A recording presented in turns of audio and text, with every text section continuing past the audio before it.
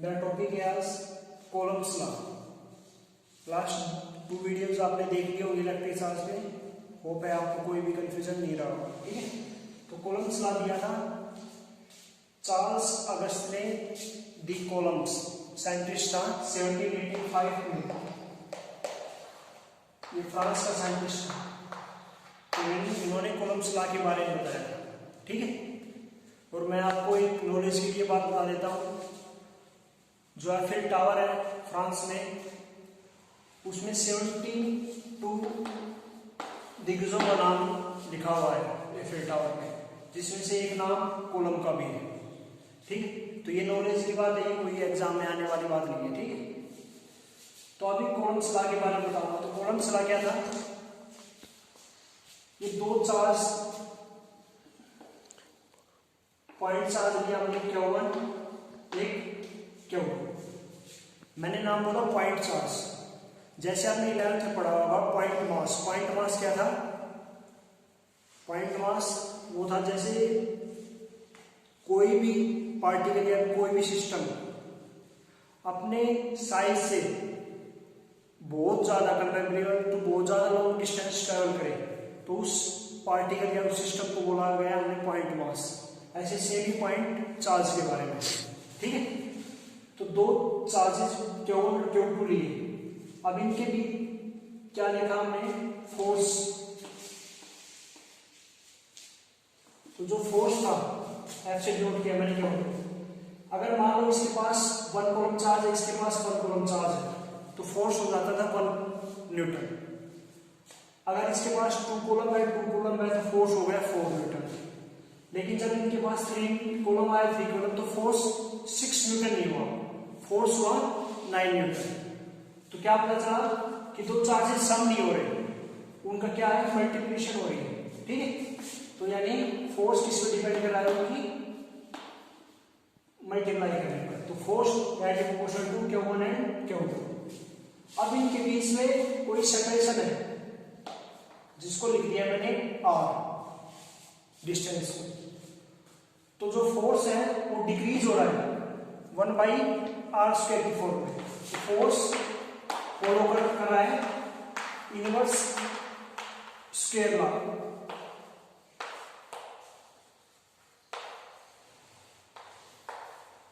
ये फोर्स बिल्कुल सेम है जैसे ग्रेविटेशनल फोर्स किया था, वैसे बस इसमें चार्ज है उसमें मास था।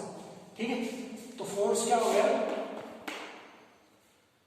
That is proportional to Q1 Q2 upon r²। तो force is equal to C, constant लगा दिया, अपॉन r²। ये C क्या है? Coulomb constant.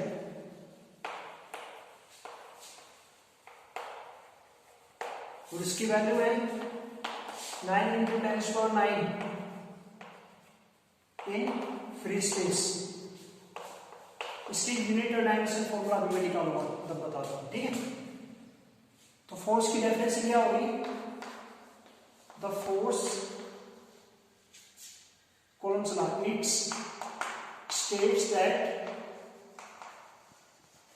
कोई भी लॉ ऐसे लिखेंगे, state that the force between 2 point charges is directly proportional to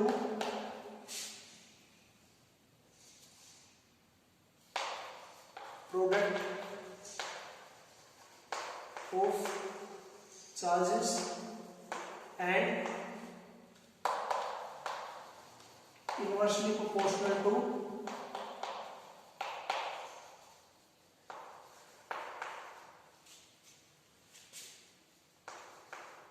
inversely proportional to scale of distance between them। तो कोलम्ब्स लॉ क्या बताता है कि तो जो दो चार्जेस है उनके प्रोडक्ट के डायरेक्टली प्रोपोर्शनल होगा, उनके बीच में जो सेपरेशन है, जो डिस्टेंस है, उसके क्या होगा? Inversely proportional.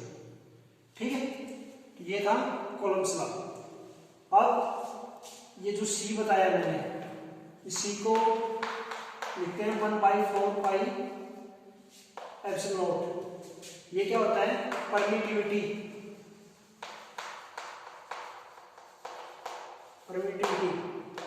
Epsilon not, epsilon बोला गया, एप्सिलॉन नॉट 0 को नॉट बोला गया। तो परमिटिविटी ऑफ फ्री स्पेस,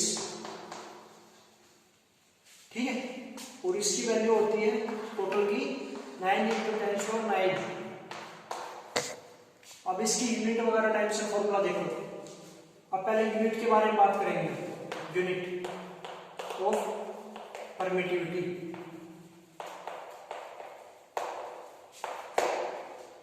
तो ये यहां से फोर्स की यूनिट क्या है? बाकी सबको एक साइड ले आओ, सी ये एक साइड हो जाएगा फोर्स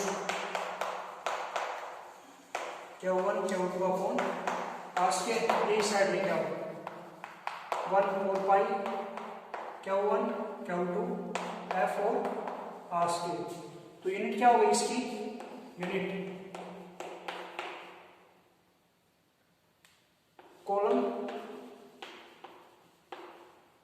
स्क्वायर पर न्यूटन पर मीटर स्क्वायर, कॉलम स्क्वायर पर न्यूटन पर मीटर स्क्वायर। डायमेंशन फॉर्मूला क्या हो गया इसका? डायमेंशन फॉर्मूला AT का square MLT - 2 L square, force का MLT - 2, इसका चार्ज का AT एम्पियर टाइम और डिस्टेंस आर का L स्क्वायर। तो क्या हो गया? A स्क्वायर T स्क्वायर, ये ऊपर जाएगा T की पावर 4, M क्या हो जाएगा? नेगेटिव, L क्या हो जाएगा? L क्यूब, L क्यूब यहीं पे लगेगा, ठीक है, नेगेटिव। तो ये इसका डायमेंशन फॉर्मूला हो गया परमिटिविटी का। अब ये परमिटिविटी होती क्या है, ठीक है। अब तो जैसे मैंने फ्री स्पेस के बारे में जिक्र किया कि ये दो चार्जेस हैं, इनके बीच में जो स्पेस है, फ्री स्पेस था, तो इसकी परमिटिविटी होगी एप्सिलॉन। अगर इसके बीच में कोई मीडियम है तो इसकी परमिटिविटी क्या हो जाती है? F = क्या हो जाता है? 1/4 pi epsilon Q1 Q2 upon R square. तो ये हो जाता है इसका फोर्स। तो परमिटिविटी की डेफिनेशन डेफिनेशन क्या होगी? It is a property of medium due to which it decrease the force between two electric charges, ठीक है। तो ये परमिटिविटी की डेफिनेशन होगी। अब इसमें एक टर्म आ जाएगी रिलेटिव परमिटिविटी। रिलेटिव परमिटिविटी, इसको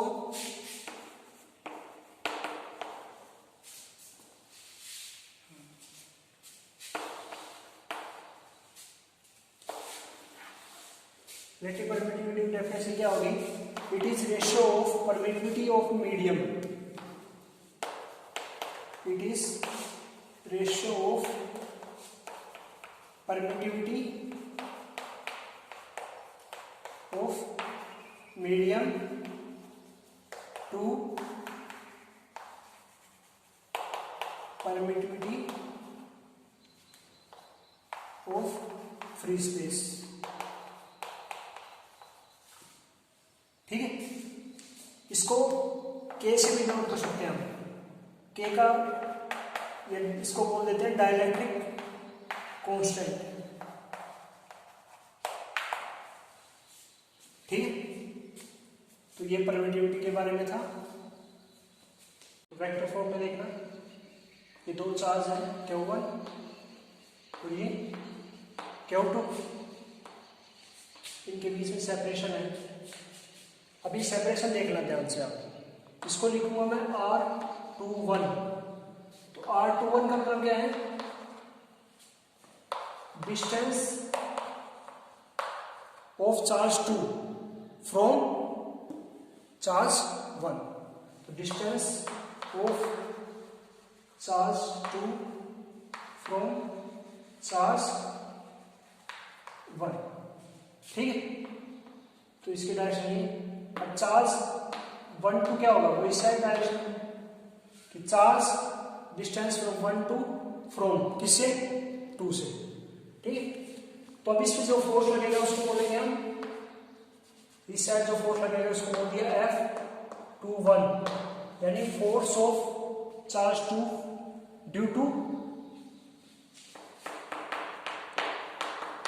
force on charge two due to charge first, यहाँ पर रिपेयर करेंगे तो बाहर की तरफ, ये दोनों पॉजिटिव चार्ज है, इस पर रिपेयर करेंगे तो ये भी बाहर की तरफ। ये दोनों वेक्टर की मैग्नीट्यूड वो बाद में देखेंगे, वैसे मैग्नीट्यूड सेम ही आएगा। तो F21 क्या कैसे लिखेंगे हम, 1/4 इसको सी मान लो, सी Q1 Q2 upon R square, direction ये वाली R, ठीक है।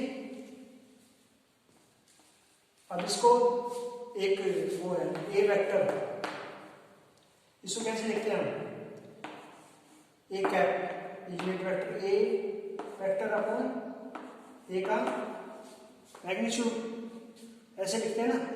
तो ये F21 को कैसे लिखा जाएगा, सी Q1 Q2 upon R cube, ये क्या हो जाएगा R21, ठीक है।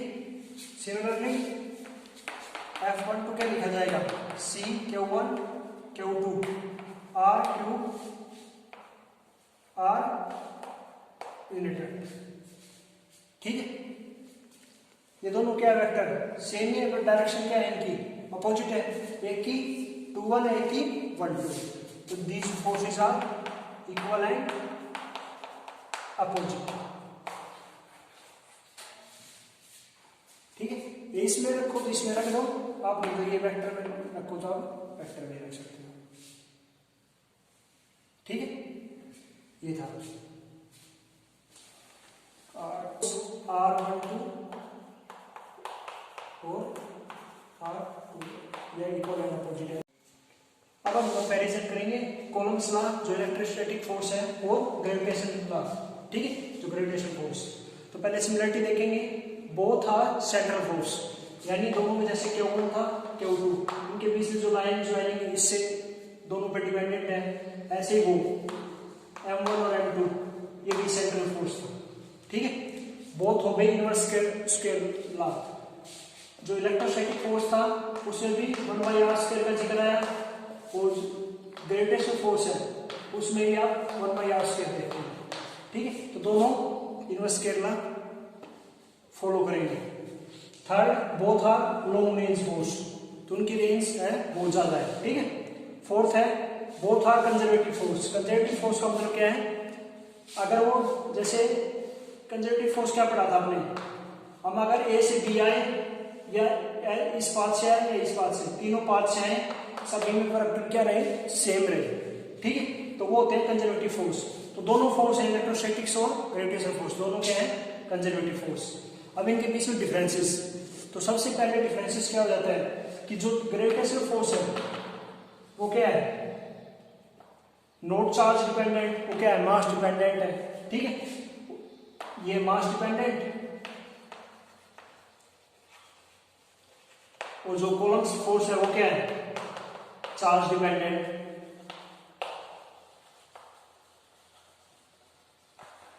सेकंड क्या है, ग्रेविटेशनल फोर्स पे मीडियम का कोई भी अफेक्ट नहीं पड़ता, ठीक है। लेकिन कोलम्स लॉ पे क्या है, अफेक्ट होता है मीडियम का, ठीक है। परमिटिविटी और मीडियम अभी पढ़ा था हमने, अफेक्ट होगा मीडियम का तभी तो फोर्स डिक्रीज होता है, ठीक है। थर्ड, जो इलेक्ट्रिक फोर्स है यानी कोलम्स फोर्स है वो वेरी लार्ज कंपेयर टू, मतलब उसकी स्ट्रेंथ है वो very large compare to gravitational force. जैसे हम इस चौक से कोई भी दूसरा चौक है ये उठा नहीं सकते, ठीक है। अगर ये उठा लेते तो हम बता देते ग्रेविटेशनल फोर्स ज्यादा होता है। जैसे मैं चौक से लिख रहा हूँ बोर्ड पे, ये चौक जमीन पे गिर नहीं रहा, ठीक, क्यों नहीं गिर रहा? बिकॉज ऑफ इलेक्ट्रोस्टैटिक फोर्स, ठीक, यानी कौलम्ब्स फोर्स। फोर्थ डिफरेंस है, एक डिफरेंस और गया, फोर्थ डिफरेंस है कि जो ग्रेविटेशनल फोर्स है वो केवल अट्रैक्शन करता है, बल्कि जो इलेक्ट्रोस्टैटिक फोर्स में क्या होता है, रिपल्सन भी होता है और अट्रैक्शन भी होता है, ठीक है। ग्रेविटेशनल फोर्स ओनली अट्रैक्शन और रिपल्सन एंड अट्रैक्शन कौलम्ब्स फोर्स, और ये केवल ग्रेविटेशनल फोर्स।